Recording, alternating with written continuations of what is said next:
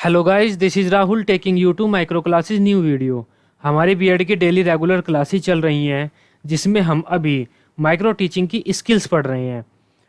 इस वीडियो में हम एक्सप्लेनिंग स्किल देखने वाले हैं। एक्सप्लेनिंग स्किल क्या होता है, व्याख्यान कौशल जिसे आप कह देते हैं, व्याख्या कौशल या फिर व्याख्यान कौशल, इसका अर्थ क्या होता है आपका एक्सप्लेनिंग स्किल का, कंपोनेंट्स कौन कौन से हैं, घटक कौन कौन से होते हैं व्याख्यान कौशल के, और अगर आपको व्याख्यान कौशल पर लेसन प्लान बनाना होता है तो वह कैसे बनाएंगे आप, क्योंकि यह क्वेश्चन आपके बीएड के एग्जाम में देखा जाता है शॉर्ट क्वेश्चन के रूप में बार बार।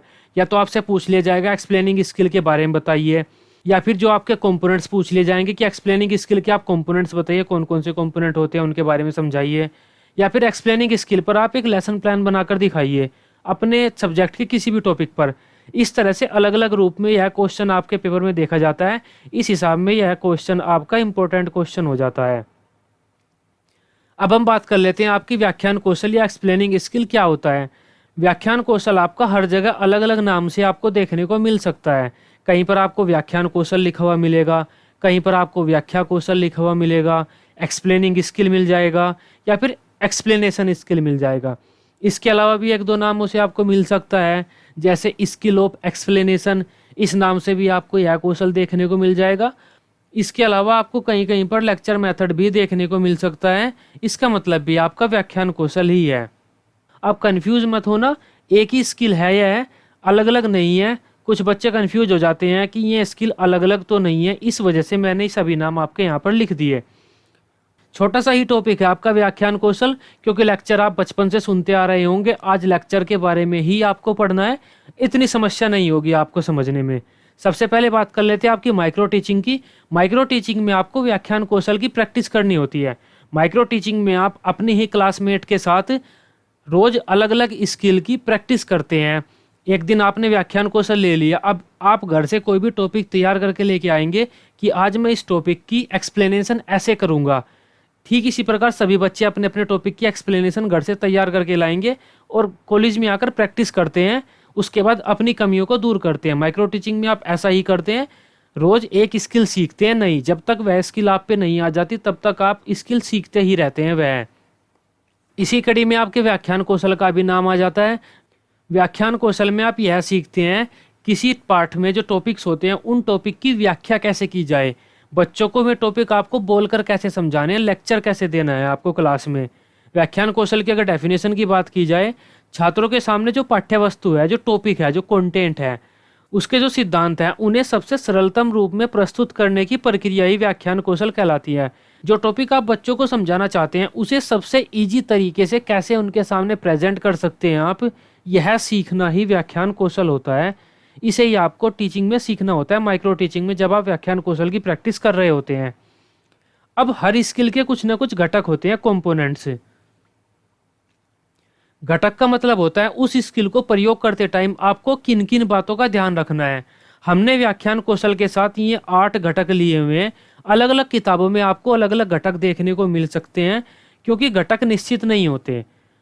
मतलब अगर आपको व्याख्यान करते टाइम कुछ बातों का ध्यान रखना है तो वह निश्चित नहीं हो सकती। ऐसी तो काफ़ी सारी बातें हो सकती है जिनका आपको ध्यान रखना होता है, लेकिन फिर भी हमने कुछ जो मेन बेसिक बातें हैं जिनका आपको ध्यान जरूरी ही रखना होता है, मैं 8 बातें यहाँ पर ली हुई हैं। आप इन्हें अपने पेपर में लिख सकते हैं अगर आपसे व्याख्यान कौशल के बारे में पूछा जाता है।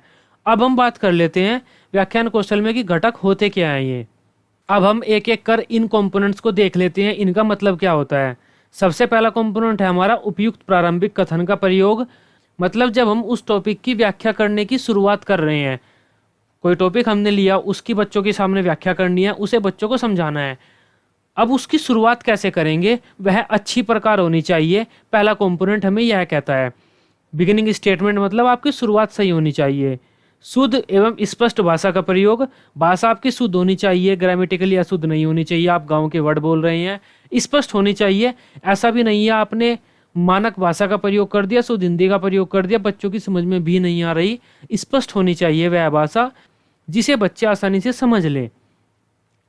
थर्ड कंपोनेंट आपका हो जाता है टीचिंग एड का प्रयोग। अब व्याख्या करते टाइम व्याख्या बहुत अधिक प्रभावशाली होगी अगर आप बच्चों को कोई टीचिंग एड दिखा दें, कोई मॉडल दिखा दें, कोई चित्र दिखा दें, मैप दिखा दें, ग्लोब दिखा दें। आपको टीचिंग एड का भी प्रयोग करना होता है और उचित प्रकार से प्रयोग करना होता है व्याख्यान कौशल में।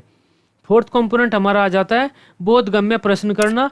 अगर आप लेक्चर देते ही जा रहे हैं, बच्चे बोर हो जाते हैं, उसके लिए आपको क्या करना होता है, बच्चों से बीच बीच में क्वेश्चन पूछने होते हैं।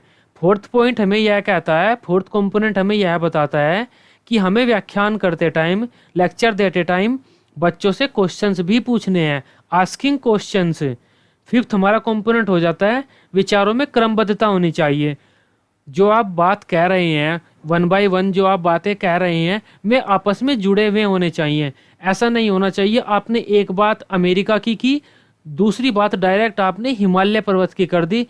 दोनों बातें एक दूसरे से बिल्कुल अलग हो जाती हैं। इस वजह से यहाँ पर हमें फिफ्थ पॉइंट का ध्यान रखना होता है।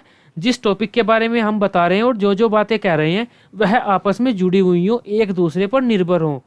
जैसे अगर हम ब्रह्मांड के बारे में बता रहे हैं तो ब्रह्मांड से संबंधित बातें ही बताएं, पृथ्वी के बारे में डायरेक्ट न बताएं, ब्रह्मांड से जोड़कर बताएं अगर पृथ्वी के बारे में कुछ बताना भी है तो। सिक्स्थ पॉइंट हम देख लेते हैं। जो सिक्स्थ कंपोनेंट है, शिक्षण बिंदुओं को उचित अवधि में दोहराना चाहिए। मतलब शिक्षण बिंदुओं का उचित अवधि में दोहराओ। Repeating teaching point. अगर आप किसी चीज़ का लेक्चर दे रहे हैं, कुछ व्याख्या कर रहे हैं किसी चीज़ की, उसमें आप कुछ भी रिपीट नहीं कर रहे हैं। ब्रह्मांड आप बच्चों को समझा रहे हैं, ब्रह्मांड की परिभाषा आपने एक बार देकर उसके बाद दूसरे टॉपिक उठा लिए, ब्रह्मांड को रिवाइज ही नहीं कराया या ब्रह्मांड का नाम आपने दोबारा ही नहीं लिया, उससे बच्चे ब्रह्मांड को भूल जाएंगे। आपको क्या करना होता है, जो आपका मेन टीचिंग पॉइंट है उसका उचित अवधि में आपको दोहराव करना होता है। उचित अवधि मतलब न तो जल्दी आपको दोहराव करना है, हर आप एक एक मिनट बाद उसको दोहराव कर रहे हैं, और न ही ये कि आप बिल्कुल भी दोहराव नहीं कर रहे। उचित अवधि में आपको दोहराव करना होता है। जोड़ने वाली कड़ियों का प्रयोग।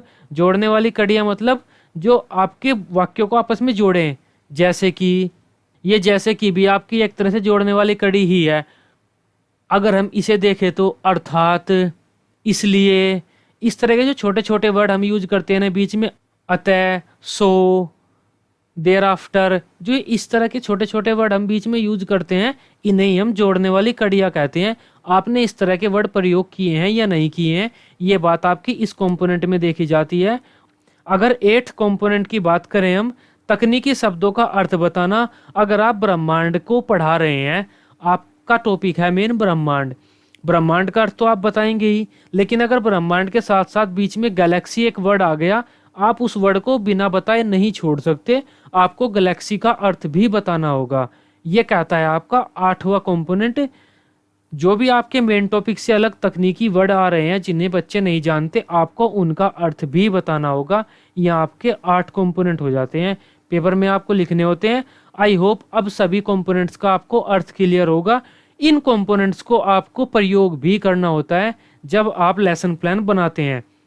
अभी आगे हम एक लेसन प्लान बनाएंगे इसके बारे में ही, एक्सप्लेनिंग स्किल के बारे में, उसमें आपको इन कंपोनेंट्स का प्रयोग करना होगा। माइक्रो टीचिंग का लेसन प्लान बनाते टाइम सबसे पहले आपको कुछ बेसिक जानकारी देनी होती है। दिनांक, किस तारीख को आप पढ़ा रहे हैं, कक्षा किस क्लास को आप पढ़ा रहे हैं, किस सब्जेक्ट को आप पढ़ा रहे हैं। यहाँ पर आप अपना सब्जेक्ट लिखेंगे जो भी आपका सब्जेक्ट है, और आज का आपका क्या टॉपिक है। प्रकरण, प्रकरण का मतलब होता है टॉपिक, आपका क्या टॉपिक है। कालांश मतलब आपका कौन सा पीरियड है। ये आप कुछ भी लिख सकते हैं डमी के रूप में, क्योंकि आप तो प्रैक्टिस करते हैं माइक्रो टीचिंग में।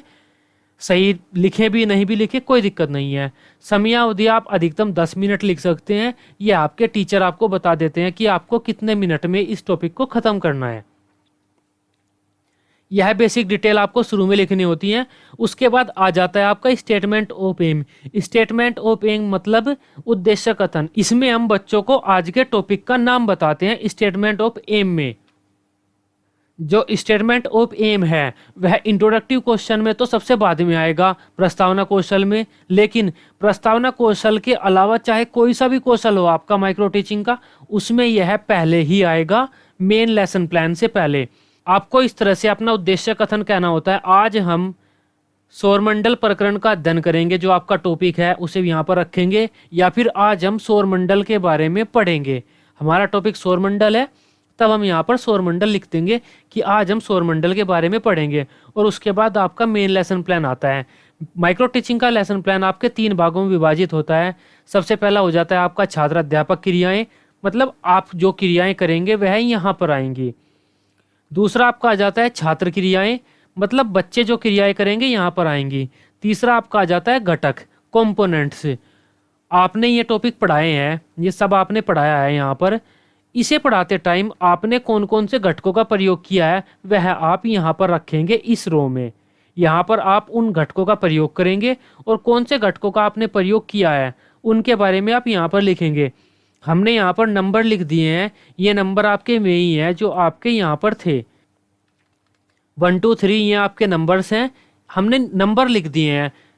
जब आप लेसन प्लान बनाएंगे आप नंबर लिख सकते हैं 1 2 3 करके वहाँ पर लेसन प्लान में, और घटक भी आपको अलग लिखने होंगे जिससे उन्हें पता चल जाए जो आपके एग्जामिनर हैं कि 1 का मतलब कौन सा घटक है। पहले हमने इस तरह से घटक लिख दिए, उसके बाद हमने अपना लेसन प्लान स्टार्ट कर दिया। एक्सप्लेनिंग स्किल में आपको कुछ नहीं करना होता, एक टॉपिक उठाकर उसके बारे में कुछ बातें लिख देनी होती हैं। यहाँ पर हमने ब्रह्मांड उठा लिया, ब्रह्मांड के बारे में किताब में से कुछ बातें लिख दी, लेकिन थोड़े थोड़े हमने गैप बना दिया बीच में, यहाँ पर यहाँ पर यहाँ पर, क्योंकि हमें कंपोनेंट का अलग प्रयोग दिखाना है। अब आप इसे डायरेक्ट भी लिख सकते हैं एक साथ मैच करके ही, फिर यहाँ पर आपको कंपोनेंट लिखने होंगे, उसमें आपको कंपोनेंट अलग दिखाने में थोड़ा दिक्कत होगी। हमने यहाँ पर थोड़ा सा गैप बना दिया, यहाँ पर गैप बना दिया, जिससे टीचर को पता चल जाए कि इस पैराग्राफ में इन्होंने इस कंपोनेंट का प्रयोग किया है, इन कंपोनेंट का प्रयोग इन्होंने इस पैराग्राफ में किया है। इस वजह से हमने अपना टॉपिक लेकर पढ़ाना शुरू कर दिया, व्याख्या करनी शुरू कर दी। हमने शुरू कर दिया, यह कल्पना करना बड़ा ही कठिन है कि ब्रह्मांड कितना बड़ा विशाल है। अब यह है हमारी क्रियाएं हैं। बच्चे इस टाइम क्या करेंगे, जब आप व्याख्या करेंगे बच्चे तो ध्यानपूर्वक सुनेंगे ना, बच्चे ध्यानपूर्वक सुनेंगे, बच्चों की क्रियाएं आपको यहाँ पर लिखनी होती हैं। अब हमें यहाँ पर घटक कौन कौन से प्रयोग किए हैं वह लिखने हैं। अब घटक हमने कौन कौन से प्रयोग किए हैं यह हम पर निर्भर करता है, आप कुछ भी लिख सकते हैं, बस आपको थोड़ा सा ध्यान रखना होता है। बच्चे यहाँ पर कंफ्यूज हो जाते हैं, सर घटक गलत न हो जाएं। घटक अगर थोड़े बहुत गलत हो भी गए आपसे कंपोनेंट, वो चल जाता है, इतना बारीकी में घटक नहीं देखे जाते। जैसे हमारा पहला घटक कहता है कि आपको जो शुरुआत है वह ठीक प्रकार करनी है। हमें लगता है हमने शुरुआत ठीक प्रकार की है, तो हमने यहाँ पर पहला घटक यूज कर दिया क्योंकि हमने यहाँ पर शुरुआत की है। अब पहले घटक को आप बीच में नहीं लगा सकते क्योंकि इसका मतलब होता है शुरुआत करना, यह आपको ध्यान रखना है। दूसरे घटक का मतलब है आपने शुद्ध भाषा का प्रयोग किया है, भाई हमें लगता है कि हमने शुद्ध भाषा का प्रयोग किया है, हमने यहाँ पर दूसरा घटक भी लिख दिया। आप और भी लिख सकते हैं अगर आपको लगता है कि आपने इस लाइन में यह घटक भी प्रयोग किया है। इस तरीके से 5 6 या कुछ भी आप वो भी लिख सकते हैं, लेकिन ज़्यादा घटक नहीं लिखने होते हैं, आप 2 या 3 लिख सकते हैं, एक भी लिख सकते हैं एक लाइन में। उसके बाद हमने दूसरी लाइन पढ़ाई उन्हें, या वही टॉपिक थोड़ा आगे बढ़ाया। इन बातों को बताते टाइम हमने 5वें और 7वें घटक का प्रयोग किया। 5वां घटक हमें कहता है कि हमारे विचारों में क्रमबद्धता होनी चाहिए। जो हमारे स्टेटमेंट हैं, हमारे स्टेटमेंट एक दूसरे से जुड़े हुए हैं, क्योंकि हमने पहले लाइन में बोल दिया था आकाश गंगाएं, और दूसरे लाइन में भी हमने आकाश गंगा का प्रयोग किया है, तब ये दोनों एक दूसरे से जुड़े हुए हैं, हमने 5वें घटक का प्रयोग कर दिया। इसके अलावा हमने यहाँ पर 7वें घटक का प्रयोग किया है अगर हमने लगता है कि हमने लिंकिंग वर्ड्स का प्रयोग किया है, जैसे जिनके, और, अतः, इस तरह के अगर हमने शब्दों का प्रयोग किया है, हमें यह लगता है कि हमने लिंकिंग वर्ड्स का प्रयोग किया है, हम यहाँ पर 7वां घटक भी लिख सकते हैं। जब हम कंपोनेंट्स पढ़ रहे थे तब हमें बताया गया था कि आपको लेक्चर देते टाइम क्वेश्चंस भी पूछने हैं, तब हमने क्वेश्चंस भी पूछ लिए यहाँ पर। और जिस घटक ने हमें यह बताया था कि आपको क्वेश्चंस पूछने होते हैं, उस घटक को हम यहाँ पर लिख देते हैं कि हमने उस घटक का भी पालन कर लिया। वह घटक था हमारा घटक नंबर 4, जो हमें यह कह रहा था कि आपको क्वेश्चंस भी पूछने हैं। आप देख रहे हैं बोधगम्य प्रश्न करना घटक नंबर 4 कह रहा है। इस तरह से आपको लिंक कर देने हैं अपने घटक लेसन प्लान से। इसके अलावा हमें लगता है कि हमारी जो प्रश्न की भाषा है वह सरल है, तब हमने घटक नंबर 2 भी यहाँ पर लिख दिया कि हमारे प्रश्न की भाषा सरल है, हमने घटक नंबर 2 का भी यहाँ पर प्रयोग किया है। आप चाहे तो यहाँ पर और घटक भी लिख सकते हैं, आपकी मर्जी है, ऐसा कोई मैंडेटरी नहीं है। बाकी कुछ बच जाता है जो आपने एक्सप्लेन और किया है वह आप नीचे रख सकते हैं, इसके नीचे भी आप कुछ पॉइंट एक्सप्लेनेशन के और रख सकते हैं। और ठीक इसी प्रकार आप यहाँ पर जो भी घटक आपको लगता है कि आपने प्रयोग किया है वह आप यहाँ पर लिख सकते हैं। इसी प्रकार ये आपका घटक प्रयोग करना हो जाता है। इस तरह से आप घटक का प्रयोग कर सकते हैं, कोई दिक्कत नहीं है। ये आपका लेसन प्लान हो जाता है, यहाँ पर ख़त्म हो जाता है यह लेसन प्लान। इसके बाद आपका कुछ नहीं होता। अगर आप बाद में बनाना चाहते हैं एक डायग्राम बना सकते हैं कि जो हमने घटक प्रयोग किए हैं वह कितने अच्छे किए हैं, कितने खराब किए हैं। वो डायग्राम आपका टीचर से संबंधित होता है, आपसे संबंधित नहीं होता। आप इतना बनाकर भी छोड़ सकते हैं, आपका काम चल जाएगा आपके पेपर में। यह आपका व्याख्यान कौशल था, उसमें हमने आपको व्याख्यान कौशल का अर्थ बताया, कंपोनेंट्स बताए, कंपोनेंट्स का प्रयोग करना बताया, एक लेसन प्लान भी बनाकर दिखाया। आई होप व्याख्यान कौशल जो आपकी एक्सप्लेनिंग स्किल है वह आपको अब क्लियर होगी। वीडियो आपको अच्छी लगी हो, आप इसे अपने ग्रुप्स में शेयर कर सकते हैं। बीएड से रिलेटेड बीएड की डेली रेगुलर क्लासेस लेने के लिए आप इस चैनल को सब्सक्राइब कर सकते हैं। Till then bye bye, take care.